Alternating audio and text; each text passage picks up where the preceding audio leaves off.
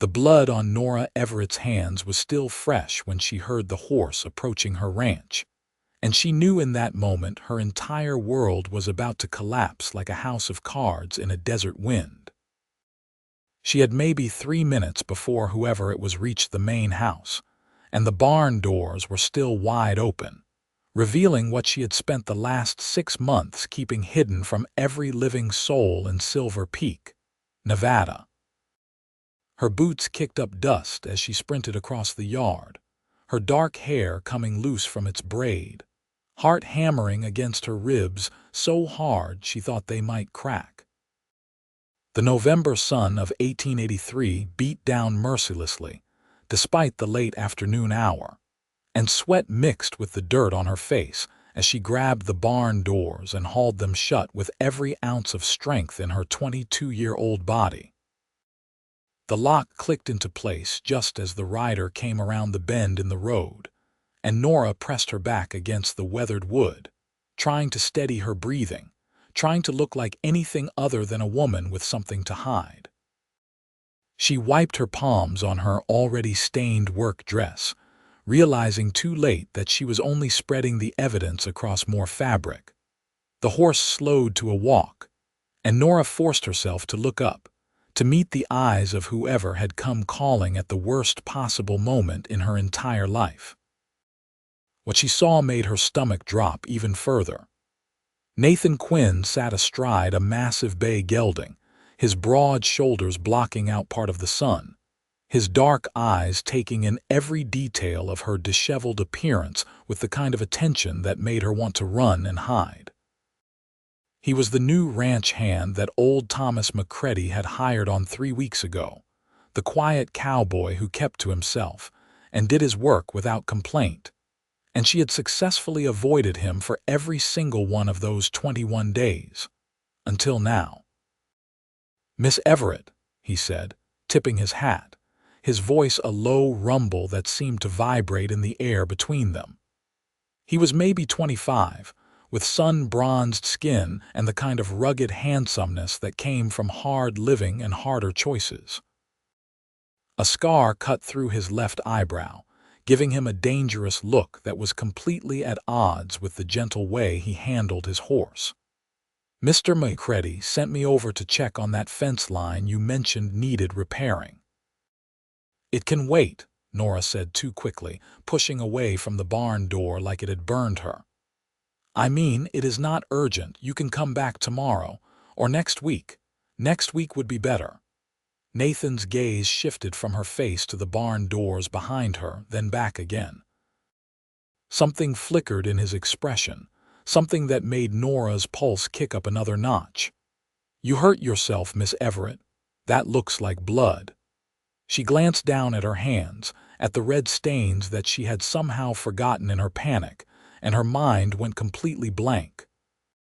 Every excuse she had ever prepared for this moment vanished like water in the desert, and she stood there like an idiot, opening and closing her mouth without any sound coming out. "I should take a look at that," Nathan said, swinging down from his horse with an easy grace that suggested years in the saddle. His boots hit the ground with a soft thud, and he was walking toward her before she could form a coherent thought. "Might need stitching." "No," Nora practically shouted, backing up until she hit the barn door again. "No, it is fine. It is not mine. The blood. It is not my blood." That made him pause, his hand already reaching for her wrist. His eyes narrowed slightly, and she could see him processing that information, working through the possibilities. "Whose blood is it?" "An animal," she said, which was not exactly a lie, but not exactly the truth either. "One of the chickens. Fox got into the coop. I had to put it out of its misery." Nathan looked at her for a long moment, and Nora had the uncomfortable feeling that he could see straight through her, that every secret she had ever kept was written across her face in letters 10 feet tall. But then he nodded slowly and took a step back, giving her space to breathe again. "You should wash that off before it sets in," he said. "Blood is hell to get out of fabric once it dries." "Yes," Nora agreed, grateful for the excuse to escape. "Yes, I will do that. Thank you for coming by, Mr. Quinn. I will tell Mr. McCready that the fence can wait." She started toward the house, walking as fast as she could without breaking into a run, but his voice stopped her before she made it 10 feet. "Miss Everett." She turned reluctantly, forcing herself to meet his eyes again. "That lock on your barn," he said, gesturing toward the heavy padlock she had installed last month, the one that had cost her 2 weeks' worth of egg money. "That is new." It was not a question, but Nora nodded anyway, her throat suddenly too tight to speak. "Seems like a lot of security for chickens," Nathan observed, and there was something in his tone that made her skin prickle with warning. Not accusation exactly, but curiosity, and that was almost worse. "We have had trouble with thieves," Nora said, which was true enough. Silver Peak was not the lawless frontier town it had been 10 years ago, but it still had its share of men who would rather steal than work for an honest living. A woman alone cannot be too careful. "No," Nathan agreed quietly. "I suppose she cannot." He mounted his horse again, settling into the saddle with that same easy grace, and for a moment Nora thought she was safe, that he would ride away and never think about this strange encounter again. But then he looked back at her one more time, and she saw something in his face that made her blood run cold. "If you ever need help, Miss Everett," he said, "with anything at all, I am just down at McCready's place, day or night." Then he turned his horse and rode away, leaving Nora standing in the yard with blood on her hands, and the terrible certainty that Nathan Quinn was not going to be as easy to fool as the rest of Silver Peak had been. She waited until he was completely out of sight before she ran back to the barn, her fingers fumbling with the key in her pocket, her breath coming in short, sharp gasps. The lock opened with a click that seemed too loud in the quiet afternoon, and she slipped inside, pulling the door shut behind her. The barn was dim and cool after the harsh sunlight, and it took her eyes a moment to adjust. When they did, she saw him lying exactly where she had left him, sprawled in the straw with his shirt torn open and blood soaking through the makeshift bandage she had wrapped around his ribs. His chest rose and fell in shallow, labored breaths, and his skin had the gray pallor of someone who had lost too much blood. "You are still alive," Nora whispered, dropping to her knees beside him.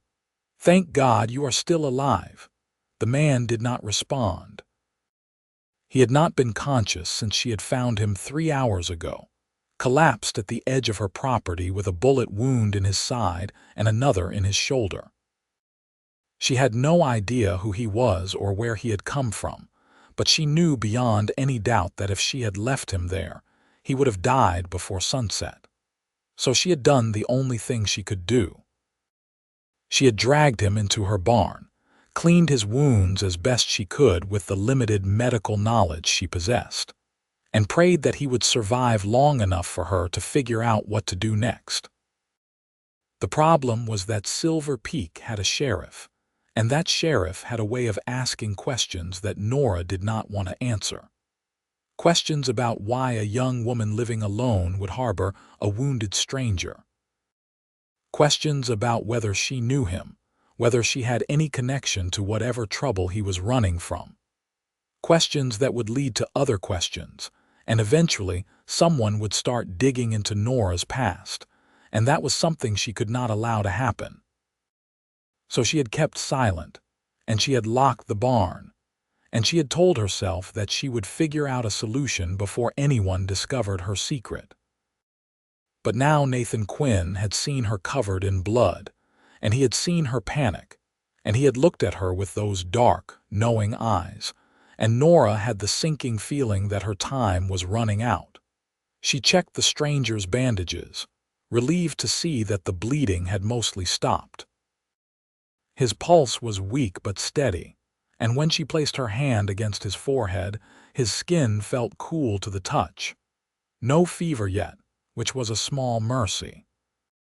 If infection set in, he would die for certain, and then Nora would have a body to dispose of, and that would be a problem she had no idea how to solve. "Who are you?" she asked the unconscious man, not expecting an answer. "What happened to you?" The man's eyelids fluttered, and for a moment she thought he might wake up, but then he went still again, lost in whatever dark place his mind had retreated to. Nora sat back on her heels, staring at him, trying to make sense of the situation. He was young, maybe 30, with a lean, weathered face and hands that bore the calluses of hard work. His clothes were worn but well made, the kind that a working man might save up for months to afford. He wore no gun belt, but she had found a Colt revolver lying in the dirt beside him, empty of all but one bullet. Someone had shot him and he had shot back, and now he was here in her barn, bleeding on her straw, and she had no idea what to do about it. A sound outside made her freeze, her heart leaping into her throat. Footsteps, slow and deliberate, coming across the yard toward the barn.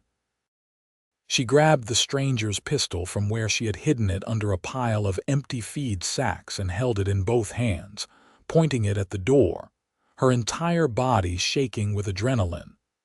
The footsteps stopped right outside, and she heard the sound of someone testing the lock, rattling it gently. Then a voice, deep and calm and unmistakably belonging to Nathan Quinn. "Miss Everett, are you in there?" Nora did not answer. She could not answer. She just stood there with the gun pointed at the door, praying that he would give up and leave. "I know you are in there," Nathan continued, his voice carrying easily through the thin walls. "I can hear you breathing. Open the door, please. I just want to talk." "Go away," Nora managed, her voice coming out much shakier than she intended. "I told you everything is fine." "I do not need your help." "I think you do," Nathan said quietly. "I think you need help very badly, and I think you are scared to ask for it, so I am offering, no questions asked. Just open the door and let me help you." "No," Nora said, more firmly this time. "Please, Mr. Quinn. Just go away and forget you ever came here today." There was a long silence, and Nora thought maybe he had finally listened to her. But then she heard the unmistakable sound of metal scraping against metal, and she realized with horror that he was picking the lock. "Stop," she cried, rushing to the door. "Stop, please, you cannot come in here." "Then come out," Nathan said reasonably. "Come out and talk to me, and I will leave the barn alone." Nora looked back at the wounded stranger, at his pale face and blood-stained bandages, and knew she had no choice.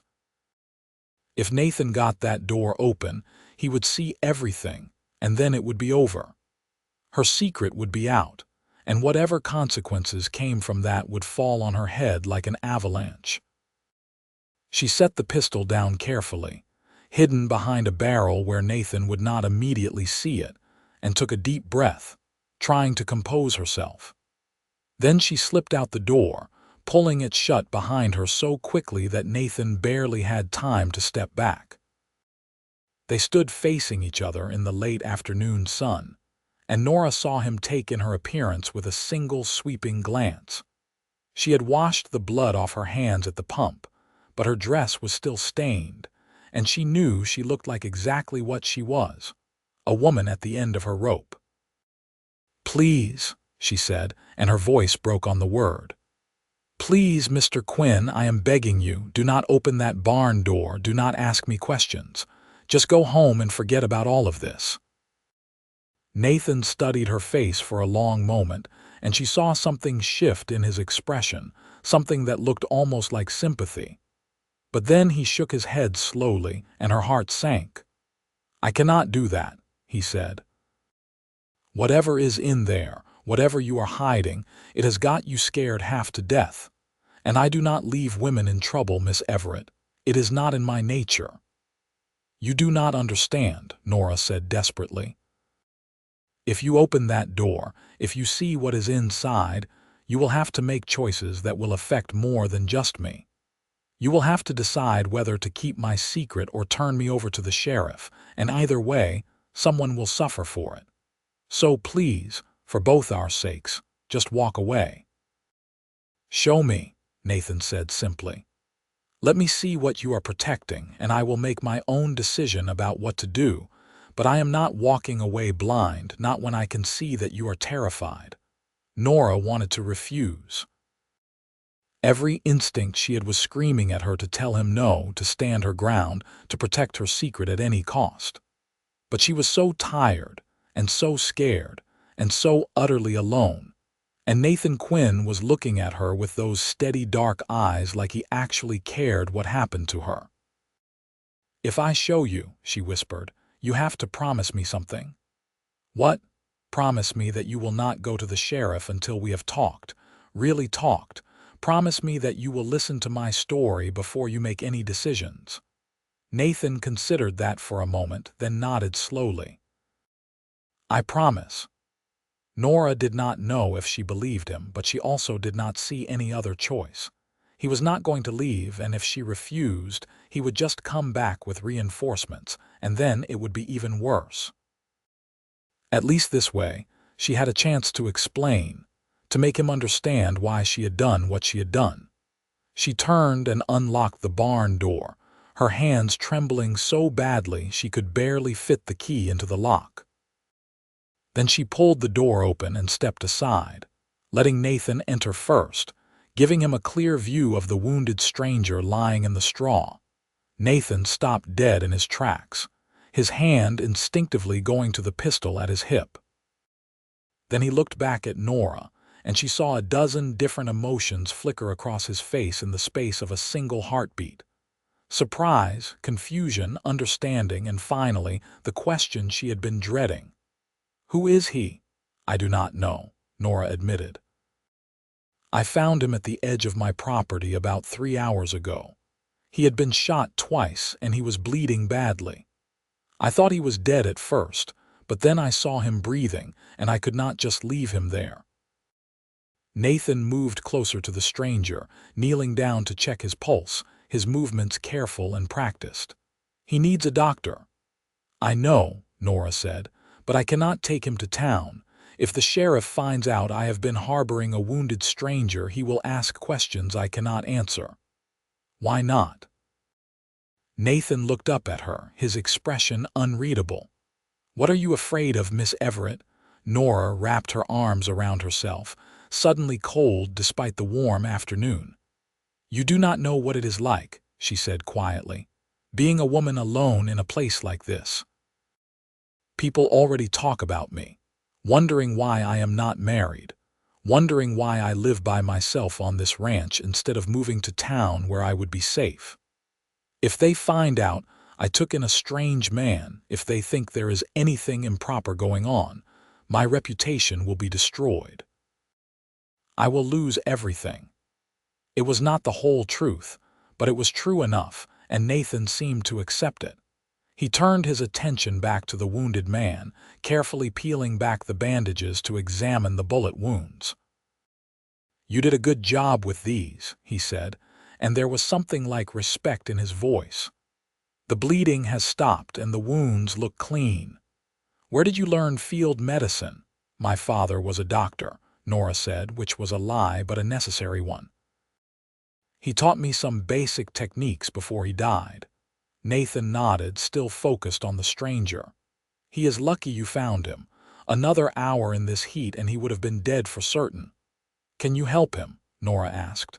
"Do you have any medical experience?" "Some," Nathan admitted. "I rode with the cavalry for a few years, saw my share of wounded men. I am no doctor, but I know enough to keep him alive until he is strong enough to move on." Relief flooded through Nora so intensely that her knees nearly buckled. "Thank you," she breathed. "Thank you, Mr. Quinn. I know I have no right to ask for your help, but I am desperate." Nathan stood up, wiping his hands on his pants, and looked at her with an expression she could not quite read. "I am not doing this for free," he said. "I am taking a risk by helping you, and I want something in return." Nora's stomach tightened with dread.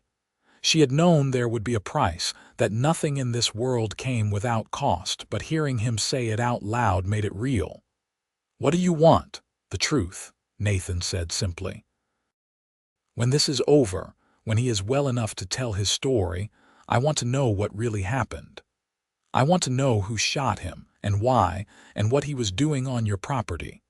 And I want to know why you are really so scared of the sheriff." Nora stared at him, her mind racing through possibilities and consequences. If she agreed, if she gave Nathan Quinn the truth, there was no telling what he might do with that information. But if she refused, he would walk away and the stranger would die, and she would have that death on her conscience for the rest of her life. "All right," she said finally. "When this is over, I will tell you everything. You have my word." Nathan studied her face for a moment as if trying to determine whether she was sincere, then nodded. "Then we have a deal. Now I need to go get some supplies, proper bandages, medicine, food. Can you stay with him while I am gone?" "Yes," Nora said. "Of course." "Good. Keep him still if he wakes up. Moving around will just start the bleeding again." Nathan paused at the barn door, looking back at her one more time. "And Miss Everett, lock this door behind me and do not open it for anyone except me. If someone else comes calling, you tell them you are sick and do not want company." "Understood." "Understood," Nora agreed, grateful that he was taking this seriously, that he understood the danger she was in. Nathan left, and Nora locked the door behind him, then sank down onto a bale of hay, her legs finally giving out. She put her face in her hands and allowed herself exactly 1 minute of weakness, 1 minute to acknowledge how terrified she was, how close she had come to complete disaster. Then she pulled herself together, wiped the tears from her eyes, and went back to tending the wounded stranger, because that was all she could do now. She had made her choice when she dragged him into this barn, and there was no going back. The stranger stirred as she changed his bandages, a low groan escaping his lips.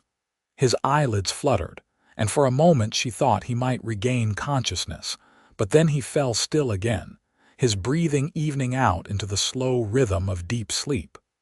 "Who are you?" Nora whispered again, pressing a cool cloth to his forehead. "What happened to you?" The man did not answer, and Nora did not expect him to. All she could do was wait and hope that Nathan Quinn would keep his word, that he would help her through this crisis without demanding more than she could give. Outside, the sun was beginning to set, painting the Nevada sky in shades of orange and gold. It was beautiful, the kind of sunset that Nora had always loved, but tonight it just felt ominous, like a warning of the darkness to come. She heard the sound of a horse approaching maybe an hour later, and her heart jumped into her throat until she recognized the distinctive gait of Nathan's bay gelding.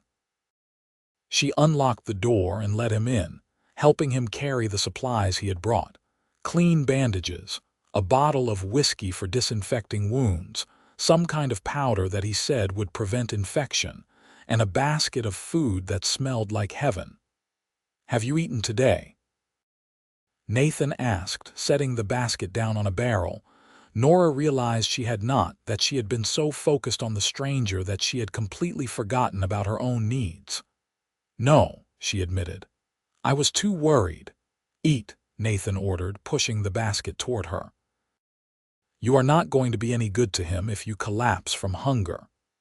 It was sound advice, and Nora found herself obeying without argument, tearing into the bread and cheese like she was starving. Nathan worked on the stranger while she ate, replacing her makeshift bandages with proper dressings, cleaning the wounds more thoroughly than she had been able to, administering the medicine with a competence that suggested he had done this many times before. "Where did you really learn to do this?" Nora asked around a mouthful of bread.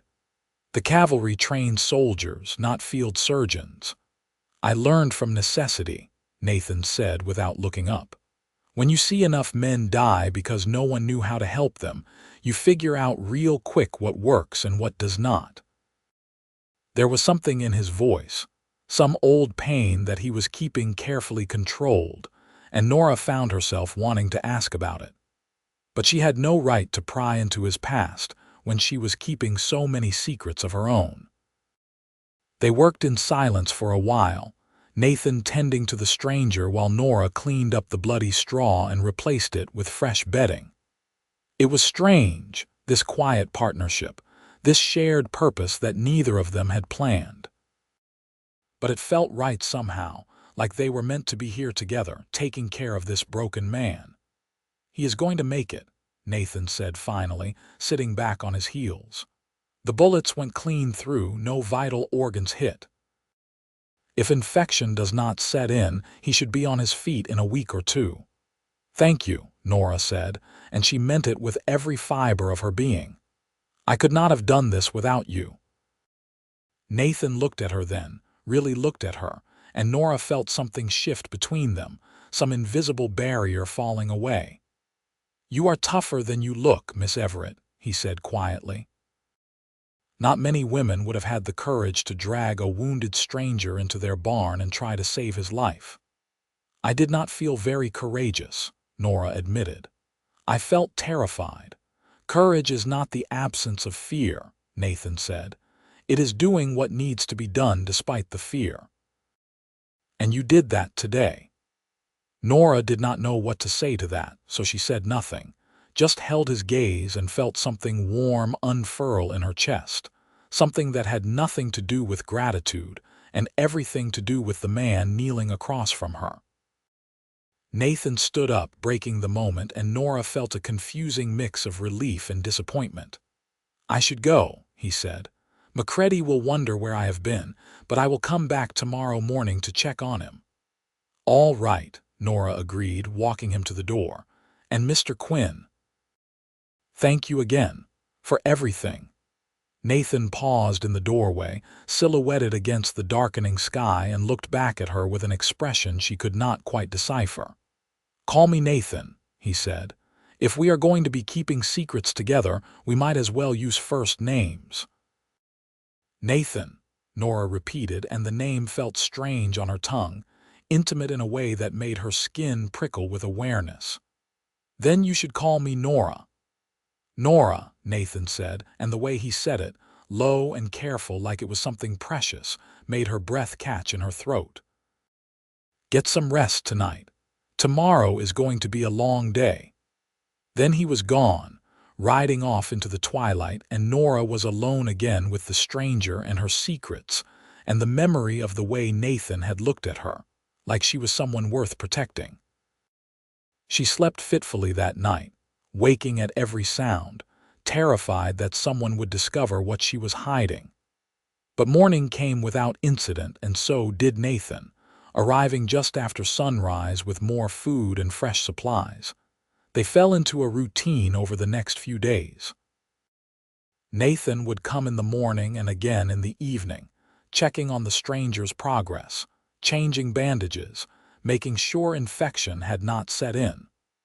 Nora would stay with the stranger during the day, keeping him comfortable, spooning water between his lips when he was conscious enough to drink.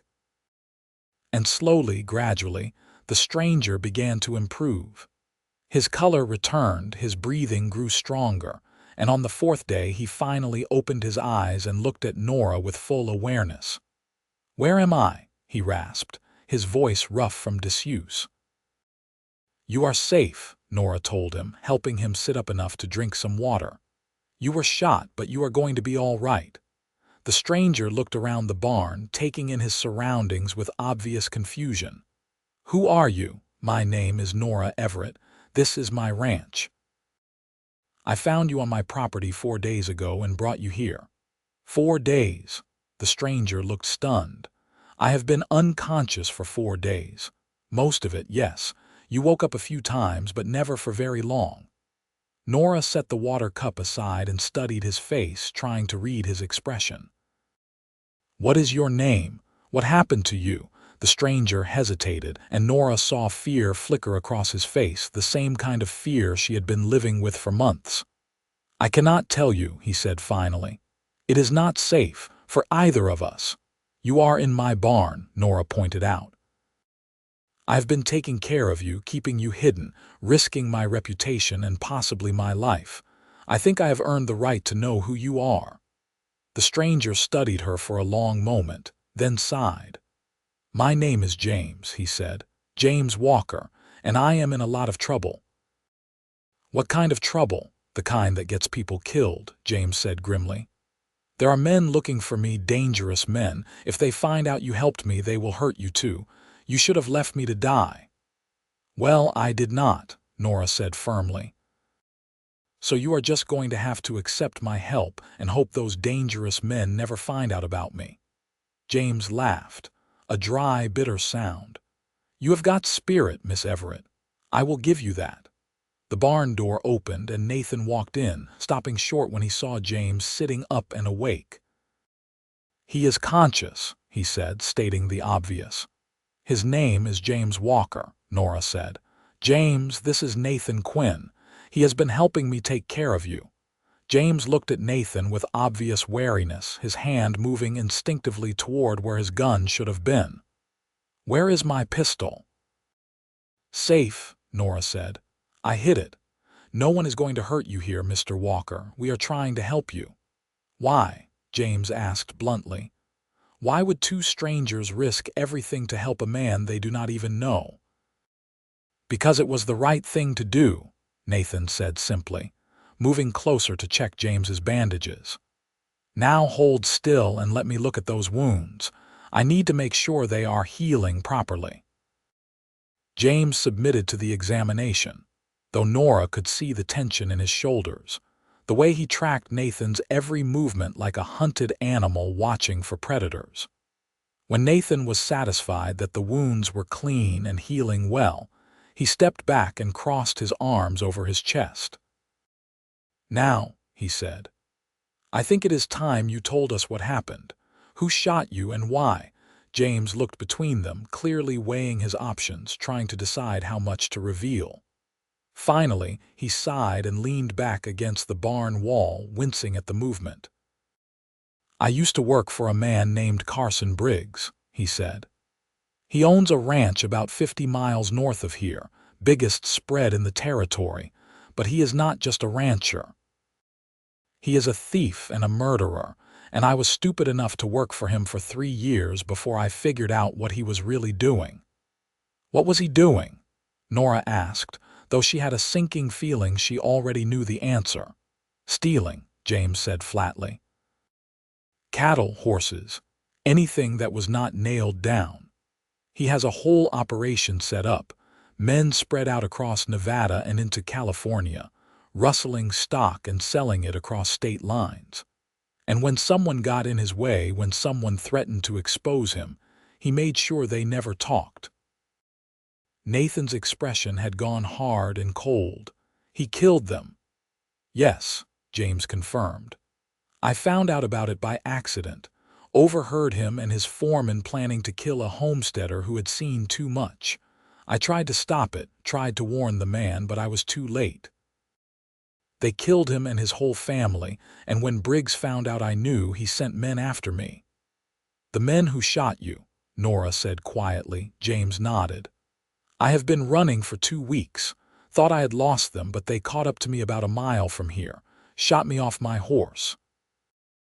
I managed to get one of them before I passed out, but I do not know what happened to the other." "He probably rode back to Briggs to report," Nathan said grimly, "which means Briggs knows you are in this area, and he will send more men to finish the job." "I know," James said. "That is why I need to leave as soon as I am strong enough to ride. The longer I stay here, the more danger I put you both in." "You are not strong enough to ride yet," Nora said firmly. "You would tear your wounds open and bleed to death before you made it 5 miles. Then what do you suggest?" James asked. "Wait here until Briggs's men find me. Let them burn down your barn with all of us inside. We keep you hidden," Nathan said. We keep you hidden until you are strong enough to travel, and then we figure out a way to get you out of Nevada safely." "And if Briggs's men come here looking for him?" Nora asked, voicing the fear that had been gnawing at her for days. "Then we deal with that when it happens," Nathan said.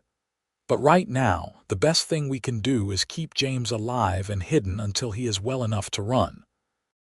It was not a perfect plan, but it was the only plan they had, so Nora agreed.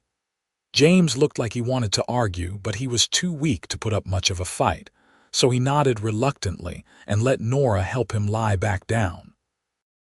Nathan left to go do his regular work at McCready's ranch, and Nora stayed with James, bringing him food and water, changing his bandages when they needed it.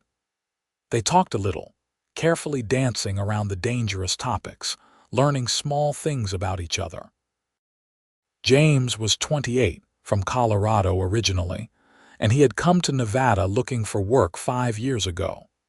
He had family back east, a sister and a nephew he had not seen in years, and he hoped someday to make enough money to go visit them. Nora told him a little about herself, the safe things, the parts of her story that would not raise questions. She was 22 from California, and she had bought this ranch 2 years ago with money her father had left her.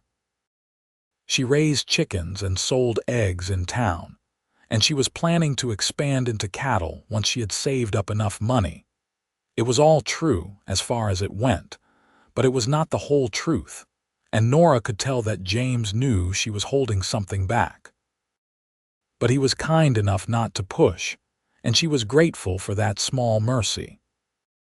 Nathan came back that evening as promised, and the three of them shared a quiet meal in the barn, passing bread and dried meat back and forth like they were old friends instead of virtual strangers bound together by circumstance and necessity. "McCready is asking questions," Nathan said as he ate. "Wants to know why I have been disappearing so much lately. I told him I was courting a girl in town, and he seemed to accept that." "Courting a girl," James repeated with a faint grin. "That is a good cover story. Is there any truth to it?" Nathan's eyes flicked to Nora for just a second before he looked away, and she felt her cheeks heat with an embarrassing blush. "No," he said firmly. "It is just a story." But there was something in his voice, some undercurrent that made Nora wonder if he was being entirely truthful. She had noticed the way he looked at her sometimes, when he thought she was not paying attention, the way his hand would linger on hers when he passed her something, the gentle way he spoke her name. And she had to admit, if only to herself, that she had started to look forward to his visits, that his presence made her feel safer and less alone than she had felt in years. It was dangerous, letting herself feel anything for Nathan Quinn. She barely knew him, and she was keeping secrets that would destroy any chance of a relationship between them if he ever learned the truth. But her traitorous heart did not seem to care about any of that. It just wanted to be near him, to hear his voice, to feel the comfort of his steady presence. "I should go," Nathan said, standing up and brushing straw off his pants. "It is getting late, and I do not want McCready to start wondering where I am spending my nights." "Thank you," Nora said, walking him to the door, "for everything." Nathan paused, his hand on the door frame, and looked down at her with an expression that made her breath catch. "You know I am not going to let anything happen to you, right?" he said quietly. "Whatever comes, whatever happens, I will keep you safe." "Why?" Nora whispered. "Why do you care so much about what happens to me?" Nathan was quiet for a long moment, and when he spoke, his voice was rough with emotion. "Because you are the first person I have met in a long time who is not out for themselves. Because you risked everything to save a stranger's life, and that takes a kind of courage I respect. And because when I look at you, I see someone worth fighting for." Then he was gone, disappearing into the night before Nora could form a response, leaving her standing in the barn doorway with her heart pounding and her mind reeling. "He is in love with you," James said from behind her, his voice matter of fact. Nora spun around, her face burning. He is not. We barely know each other. I have seen enough to know what love looks like when it is starting, James said with a knowing smile. And that man is falling hard for you, Miss Everett. Question is, how do you feel about him? Nora did not answer, because she did not trust herself to put her feelings into words. Instead, she busied herself with tidying up the barn, ignoring James's amused chuckle, and trying very hard not to think about the way Nathan had looked at her, like she was the answer to a question he had been asking his whole life. The next week passed in a strange kind of limbo. James grew stronger every day, regaining his strength and mobility, though his wounds were still too fresh for him to attempt any kind of long journey. Nathan continued to visit twice a day, bringing supplies and news from town, and Nora found herself falling into a comfortable rhythm with both men, like they were a family instead of three people thrown together by chance and crisis. But beneath the surface calm, tension was building. Every stranger who rode past the ranch made Nora's heart jump into her throat. Every unexpected noise had her reaching for James's pistol, which she now kept within easy reach at all times. And Nathan grew more and more protective, insisting on staying later each night, reluctant to leave Nora alone even though they all knew it was dangerous for him to be there too much. It all came to a head on a Saturday afternoon in early December, when three riders appeared on the road leading to Nora's ranch. She was in the house when she heard them coming, and she ran to the window, her blood turning to ice when she saw the hard, mean-looking men on horseback, wearing long coats that could hide any number of weapons. They were not from Silver Peak. She knew everyone in town by sight, and these men were strangers, the kind of strangers that meant trouble. Nora ran to the barn, nearly falling in her haste, and burst through the door to find James already on his feet, his face pale but determined. "They are here," she gasped. Three men riding up to the house. "Briggs's men," James said grimly, reaching for his gun belt which Nathan had returned to him the day before. "They have found me." "You cannot fight them," Nora said, grabbing his arm. "You are not strong enough yet." "I do not have a choice," James said, shaking her off gently. "If I do not face them, they will tear this place apart looking for me, and they will hurt you to make you talk. I will not let that happen." "Then we fight together," Nathan's voice came from the barn door, and Nora spun around to see him standing there with a rifle in his hands and an expression that looked carved from stone. 3 against 3. Better odds than you would have alone. "You should not be here," Nora said, even as relief flooded through her. "You should not risk yourself for us." "Too late," Nathan said simply. "I am already involved, and I am not leaving you to face this alone."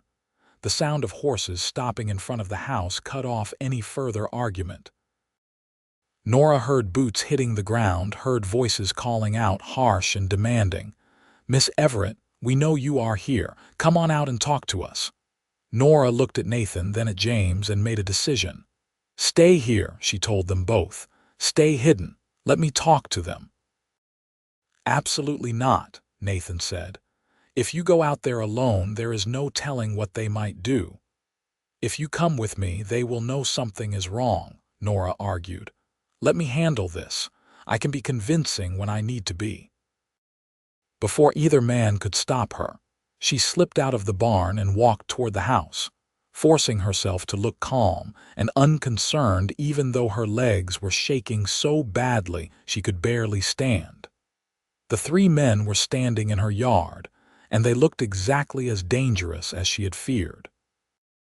The leader was tall and broad-shouldered, with a scar that ran from his temple to his jaw and eyes that held no warmth at all.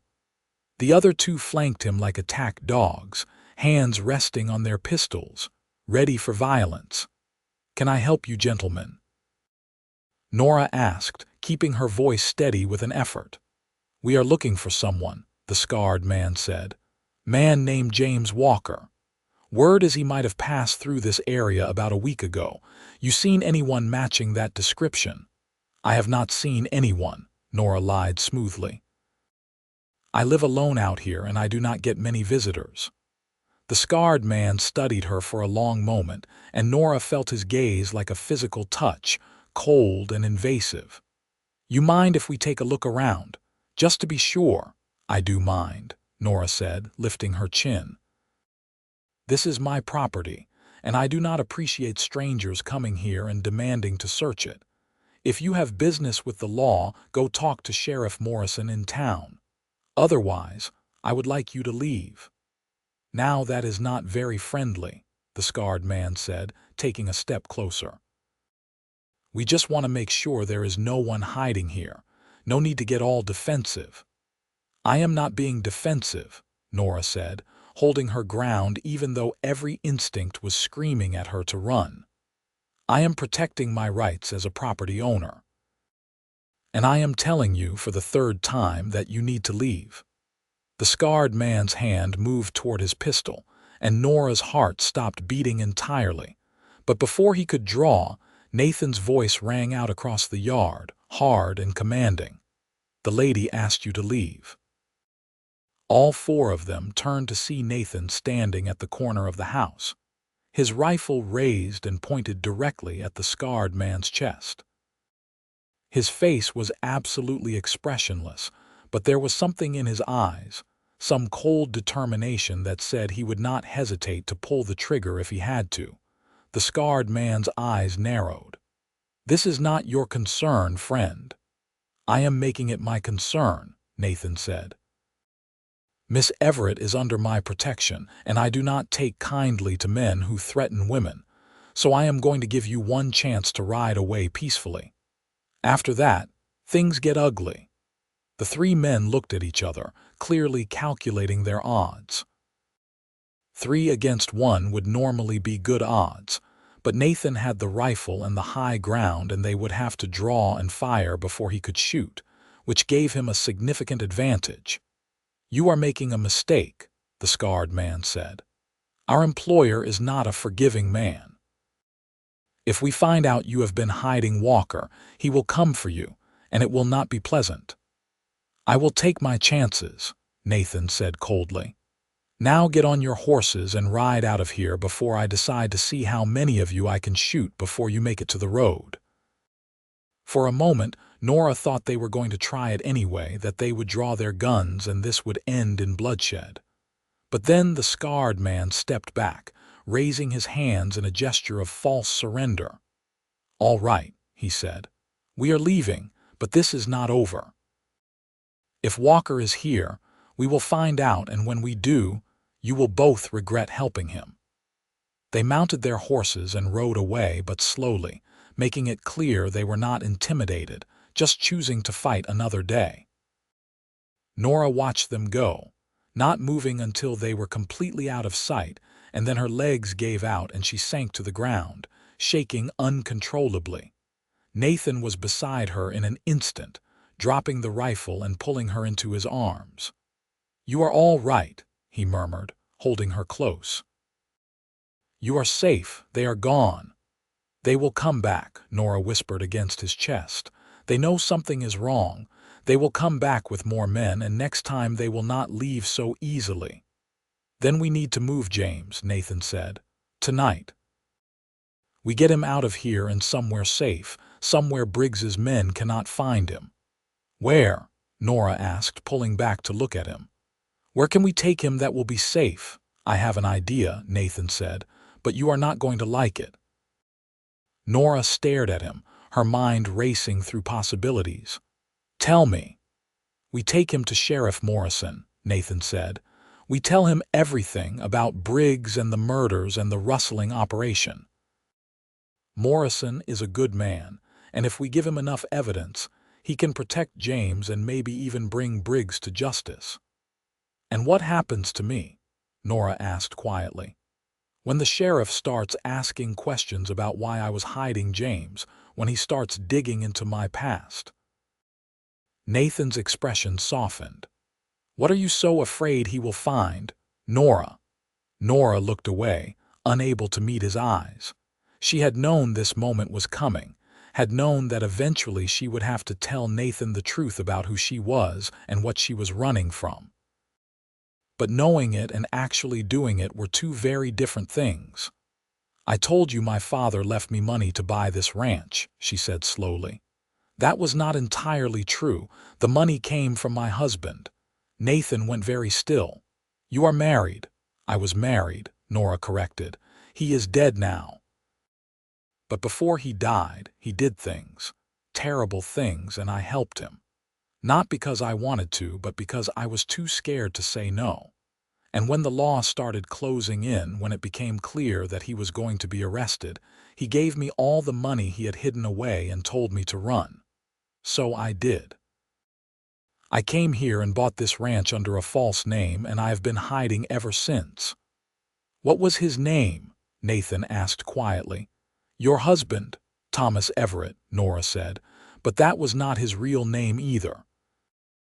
We were always using false names, always moving, always looking over our shoulders. I do not even know who I really am anymore."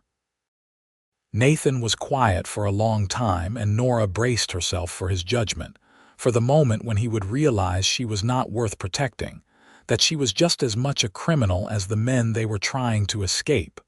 But when he spoke, his voice was gentle. "What did he do, your husband?" "He stole," Nora said. "From banks, from trains, from anyone who had money. He was good at it, clever, and for a long time he got away with it. But then he got greedy, and he started taking bigger risks, and eventually the law caught up to him. He died in a shootout with federal marshals 6 months before I came here." "And you helped him steal." "I kept watch," Nora admitted. "I held the horses, I created distractions, I did whatever he told me to do. I was 17 when I met him, 18 when we got married, and I thought he was romantic and exciting. By the time I realized what I had gotten myself into, it was too late. I was already implicated, already guilty." "You were a child," Nathan said firmly. "A child who was manipulated by a man who should have protected you instead of using you. That does not make you a criminal, Nora. That makes you a victim." Tears spilled down Nora's cheeks before she could stop them. "The law would not see it that way." "Maybe not," Nathan agreed. "But I do. And I am not going to let them punish you for something you did when you were too young to know better." "So what do we do?" Nora asked, wiping at her tears with the back of her hand. "How do we help James without exposing me?" "We tell Morrison the truth," Nathan said. "All of it. We tell him about James and Briggs, and we tell him about your husband and what happened. And we trust that he will see what I see. A woman who made mistakes when she was young and has spent the last 2 years trying to make a better life for herself. And if he does not see it that way, if he decides to arrest me, then I will break you out of jail and we will run together," Nathan said with complete seriousness. "But I do not think it will come to that. Morrison is fair, and he knows the difference between someone who is truly dangerous and someone who just got caught up in bad circumstances." Nora wanted to believe him, but years of running and hiding had taught her not to trust anyone, especially not the law. Still, she did not see any other choice. Briggs's men would come back, and when they did, people would die. She could not let that happen. "All right," she said finally. "We go to Morrison, but we do it tonight before Briggs's men have a chance to come back." Nathan nodded and stood, pulling Nora to her feet. "I will go tell James. You pack whatever you need to bring. We ride in an hour." They moved quickly, gathering supplies and preparing for the journey to Silver Peak. James was pale and clearly in pain, but he insisted he was strong enough to ride, and Nathan did not argue. They saddled 3 horses and set out as the sun was setting, riding through the growing darkness toward a town that could either be their salvation or their doom. Sheriff Morrison was sitting in his office when they arrived, boots up on his desk, reading a newspaper by lamplight. He looked up in surprise when the three of them walked in, his eyes going immediately to James's bandages and the drawn, exhausted look on Nora's face. "Miss Everett," he said, standing up. "What is going on?"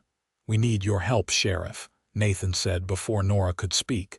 "And we need your discretion. What we are about to tell you involves murder, theft, and corruption, and it is going to be hard to believe. But I swear to you, every word is true." Morrison looked at them for a long moment, then gestured to the chairs in front of his desk. "Sit down and start talking." So they did. James went first, telling Morrison everything about Carson Briggs and his criminal operation, about the murders he had witnessed and the men who were chasing him. Morrison listened without interrupting, his expression growing grimmer with every word. Then it was Nora's turn. She told Morrison about her husband, about the crimes they had committed, about her flight to Silver Peak and the life she had tried to build here. Her voice shook as she spoke, and she could not bring herself to look at the sheriff's face, too afraid of what she would see there. When she finished, the room was silent except for the ticking of the clock on the wall. Morrison sat back in his chair, rubbing his jaw, clearly thinking hard about what he had heard. "That is quite a story," he said finally.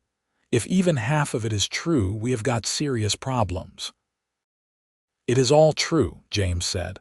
"I can give you names, dates, locations, everything you need to bring Briggs down." Morrison nodded slowly.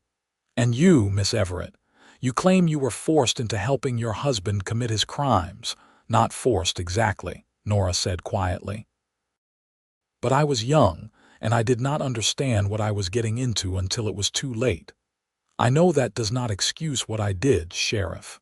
I know I am guilty. But I have tried to make a new life here, a clean life, and I am asking you to take that into account." Morrison studied her for a long moment, and Nora held her breath, waiting for the judgment that would determine her entire future.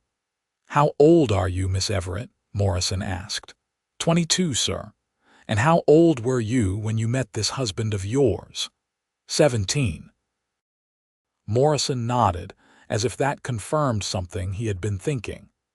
"I do not see a hardened criminal sitting in front of me," he said.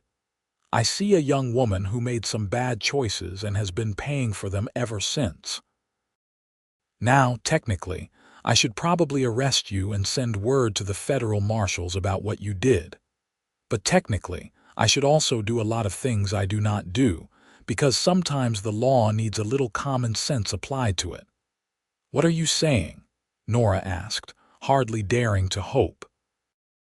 "I am saying that as far as I am concerned, Nora Everett came to Silver Peak 2 years ago with clean hands and a desire to build an honest life," Morrison said. "Whatever happened before that is between you and your conscience. I am not going to report you, and I am not going to arrest you as long as you promise me you are done with that life for good." "I promise," Nora said, tears streaming down her face. "I swear to you, Sheriff, I will never break the law again." "Good," Morrison said. "Now, as for Mr. Walker here, I am going to need to take him into protective custody while I investigate his claims about Briggs.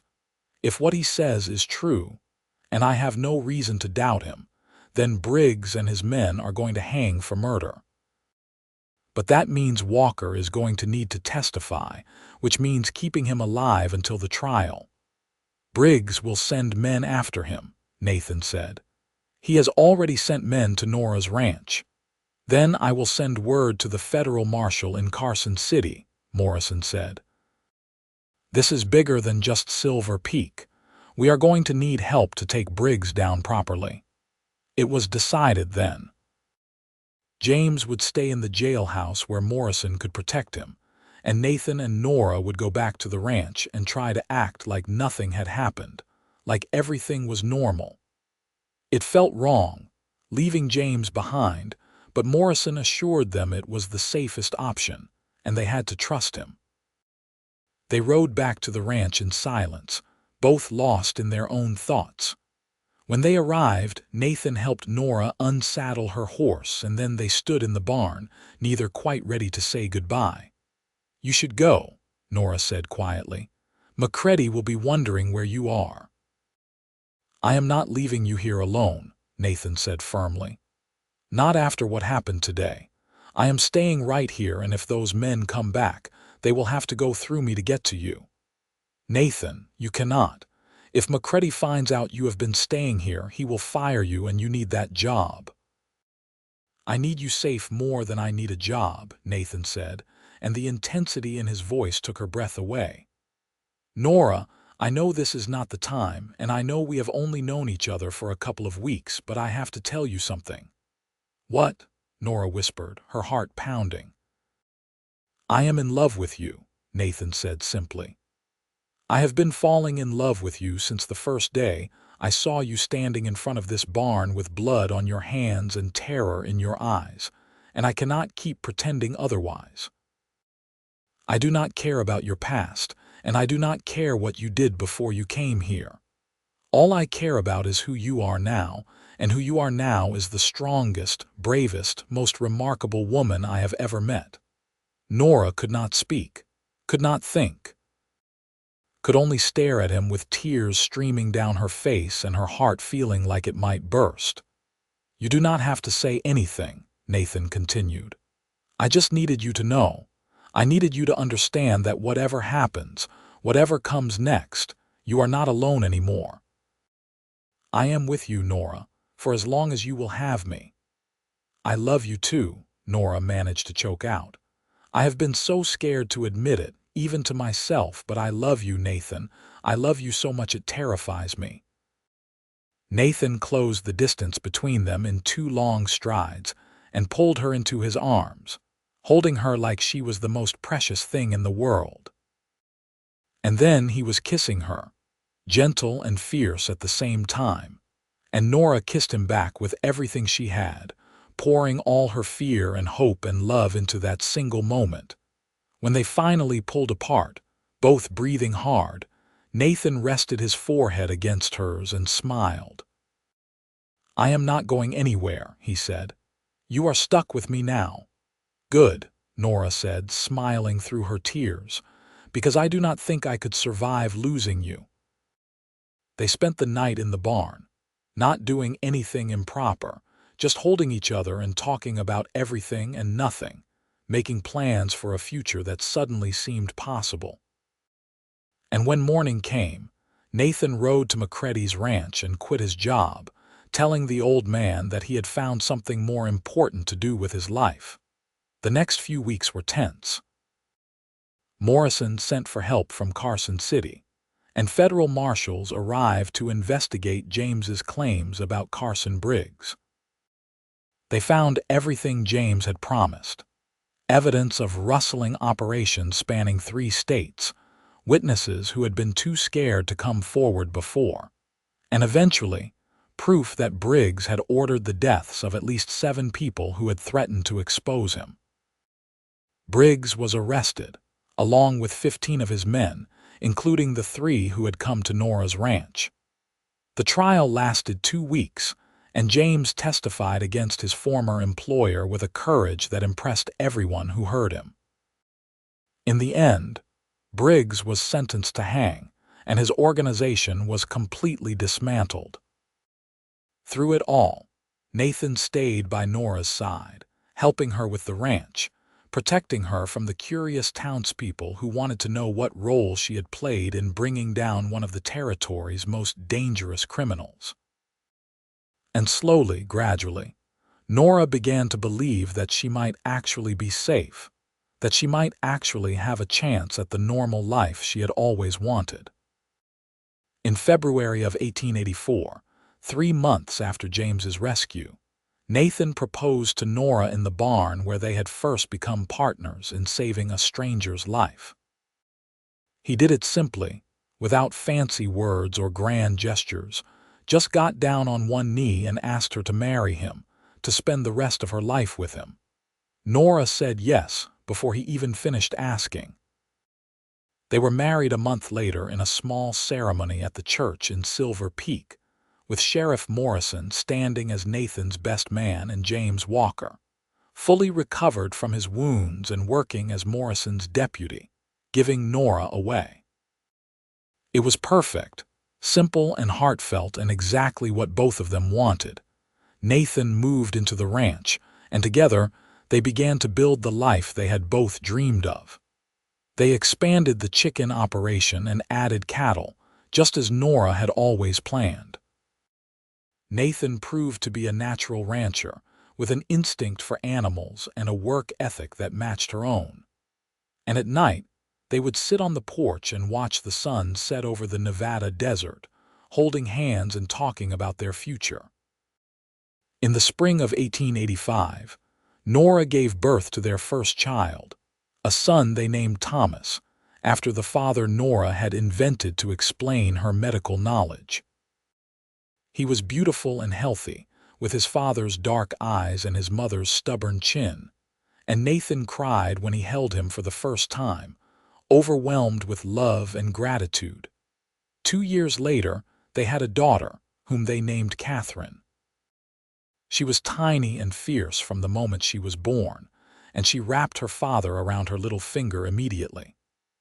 Nathan proved to be a devoted father, patient and loving, and watching him with their children made Nora fall in love with him all over again every single day. James Walker remained a fixture in their lives, visiting often and becoming like a brother to both of them. He eventually married a school teacher from Silver Peak, a kind woman named Helen who understood his past and loved him anyway. Their wedding was a joyful affair, and Nora stood as Helen's maid of honor, grateful that the man whose life she had saved had found happiness. Sheriff Morrison retired in 1890, handing his badge over to James and moving to San Francisco to live with his sister. Before he left, he pulled Nora aside and told her that he had never regretted his decision not to report her, that she had more than proved herself worthy of the second chance he had given her. As the years passed, Nora's past faded into a distant memory, something that had happened to a different person in a different life.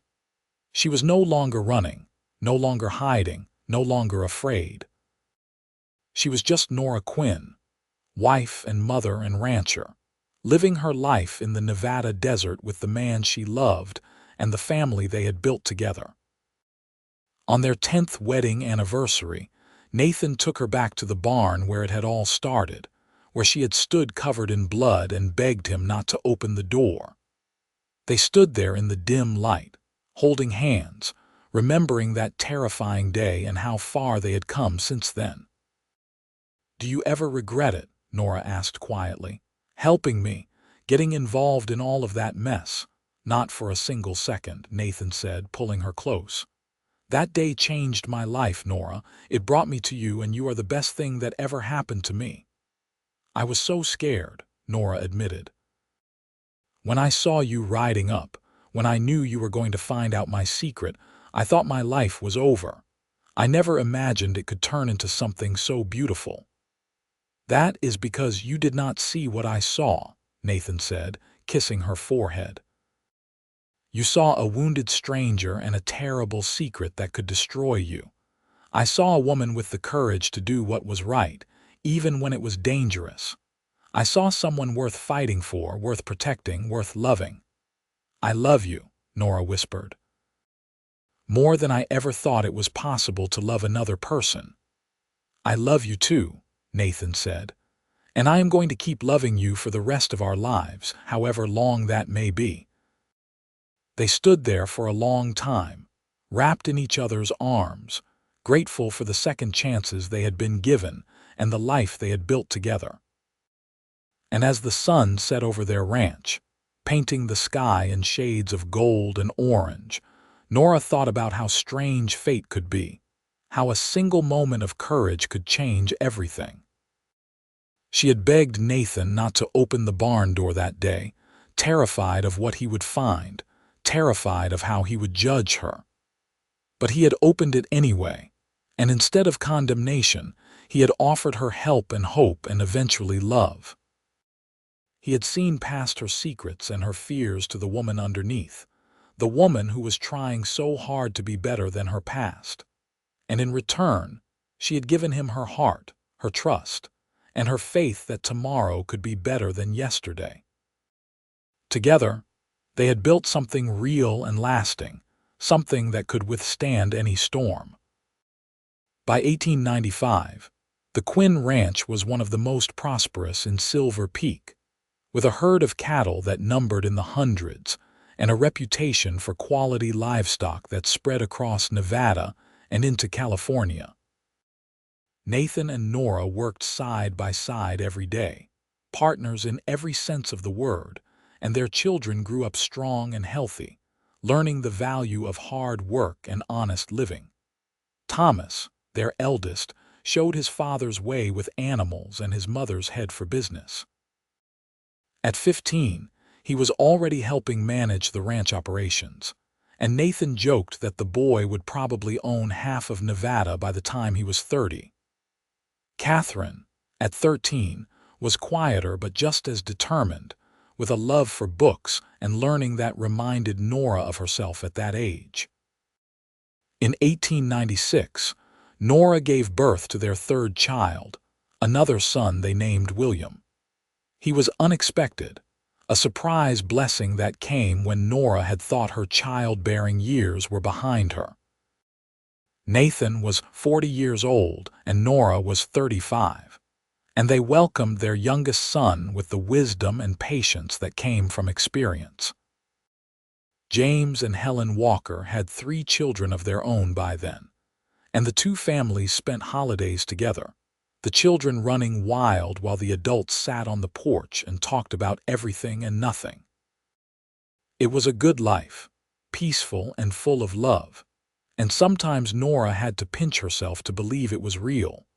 One evening in the summer of 1897, after the children had gone to bed and the house was quiet, Nathan and Nora sat on their porch watching the stars come out.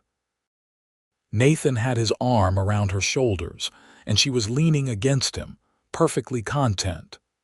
"You ever wonder what would have happened if I had not stopped at your ranch that day?" Nathan asked suddenly. "If McCready had sent someone else to check that fence line?" "I try not to think about it," Nora admitted, "because I do not think I would have survived without you. James would have died, and Briggs's men would have come for me, and everything would have fallen apart." "I would have found you eventually," Nathan said confidently. "Maybe not that day, but someday. I believe we were meant to find each other, Nora. I believe some things are just fate." "Maybe," Nora agreed, "or maybe we just got lucky." "Either way, I am grateful," Nathan said, kissing the top of her head. "Grateful for every day I get to spend with you, grateful for our children, grateful for this life we have built. I could not ask for anything more." "Neither could I," Nora said softly, and she meant it with every fiber of her being. They sat there for a long time, wrapped in each other's warmth, watching the stars wheel overhead and listening to the sounds of the desert night. And Nora thought about that terrified young woman who had stood in front of the barn with blood on her hands, begging a stranger not to open the door. She thought about how far she had come, how much she had changed, how the worst day of her life had somehow turned into the beginning of everything good. The years continued to pass, bringing new challenges and new joys. Thomas married a banker's daughter from Carson City in 1903 and took over more of the ranch operations, allowing Nathan to slow down a bit as he approached 50. Catherine became a teacher, just like Helen Walker, and opened a small school on the ranch property for the children of their ranch hands and neighboring families. William, showing his parents combined stubbornness and courage, announced at 15 that he wanted to study law, and Nathan and Nora supported his dream, even though it meant he would leave the ranch for school. In 1905, Thomas and his wife presented Nathan and Nora with their first grandchild, a little girl named Nora after her grandmother.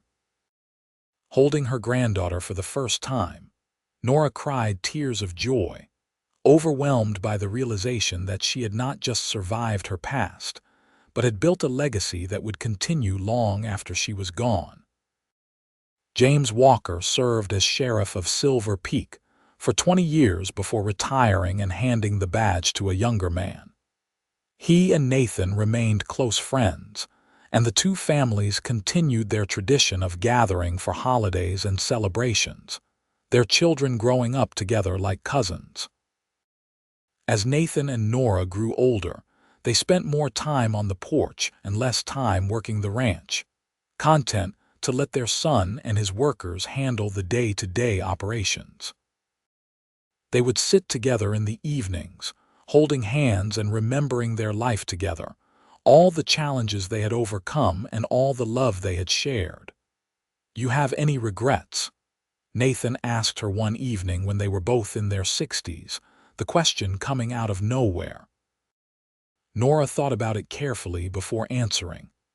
"I regret the things I did when I was young," she said honestly, "the crimes I helped my first husband commit. But I cannot regret the path that brought me to you, because without those mistakes, I never would have ended up in Silver Peak, and I never would have met you." "I have no regrets," Nathan said firmly. "Not a single one. Every choice I made, every road I took led me to you, and that makes every hardship worth it."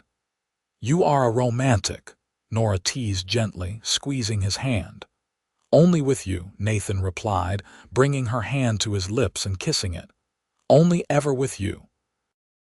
They celebrated their 30th wedding anniversary in 1914, surrounded by their children and grandchildren, and it was one of the happiest days of Nora's life. She looked around at the family they had created, at all these people who existed because she and Nathan had chosen to love each other, and she felt a profound sense of peace. Nathan passed away in the spring of 1918, at the age of 62. It was sudden, a heart attack that took him in his sleep, and Nora woke up one morning to find him gone, his face peaceful and his hand still holding hers. She mourned him deeply, but she also felt grateful that he had not suffered, that he had died peacefully in their bed with her beside him. At his funeral, James Walker gave the eulogy, speaking of Nathan's courage, his kindness, and his unwavering love for his wife and family. The entire town of Silver Peak turned out to pay their respects, a testament to the life Nathan had lived and the man he had been. Nora lived for another 12 years, surrounded by her children and grandchildren, watching her family grow and flourish. She never remarried, never even considered it. Nathan had been the love of her life, her partner and her protector, and she was content to spend her remaining years honoring his memory and enjoying the legacy they had built together. She passed away peacefully in 1930, at the age of 69, in the same house where she had raised her children and spent her life with Nathan. Thomas was holding her hand, and Catherine was reading to her from her favorite book of poetry, and William had rushed home from his law practice in Carson City to be with her at the end. Her last words were about Nathan, about how she could see him waiting for her, about how she was ready to go home to him. And then she closed her eyes and slipped away, a smile on her face, leaving behind a family that would remember her courage and her love for generations to come. They buried her next to Nathan in the cemetery on the hill overlooking Silver Peak, and on her headstone, they carved the words that Thomas felt best summed up his mother's life. She had the courage to do what was right, and the strength to love without fear. The Quinn Ranch continued to thrive, passing from Thomas to his children and eventually to his grandchildren.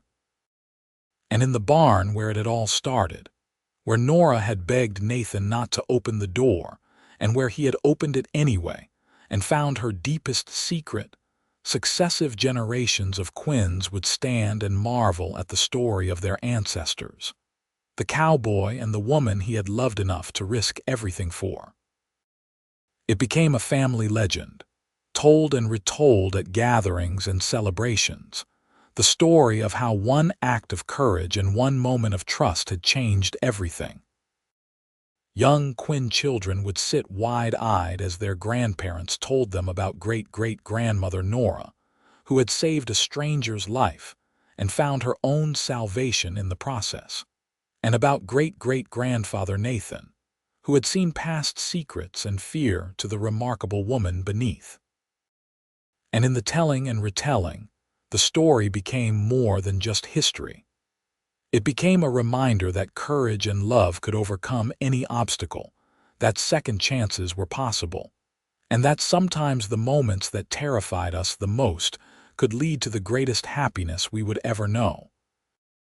The barn still stood on the Quinn property well into the 20th century, weathered but sturdy, a testament to the foundation on which the entire family had been built. And sometimes, on quiet evenings when the desert wind blew just right, people claimed they could feel the presence of Nathan and Nora there, their love so strong that it had left an imprint on the very wood and stone. Whether that was true or just the romantic imagination of people who wanted to believe in lasting love, no one could say for certain. But one thing was undeniable. The love between Nathan Quinn and Nora Everett had created something that would endure long after they were gone. A family and a legacy built on the foundation of trust, courage, and the kind of love that only comes once in a lifetime. And it all started with a blood-stained woman standing in front of a locked barn door, begging a cowboy not to look inside, and a cowboy who looked anyway and chose to help instead of judge, to love instead of fear, to stay instead of run.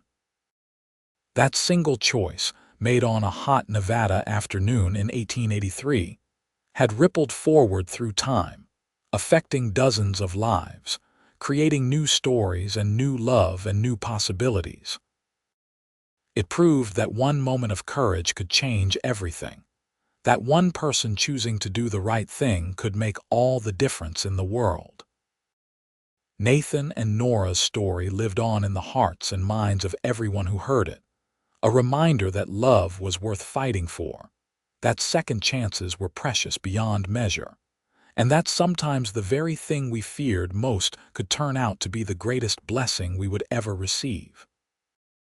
Their love had conquered fear, overcome the past, and built a future that neither of them could have imagined when they first met. In the end, that was the true secret hidden in the barn that day, not the wounded stranger, not Nora's criminal past, but the possibility of redemption, the promise of love, and the hope that tomorrow could be better than yesterday. Nathan had opened that door and found all of those things, and in doing so, he had given both of them a gift beyond price. A life lived fully, a love shared completely, and a legacy that would never die.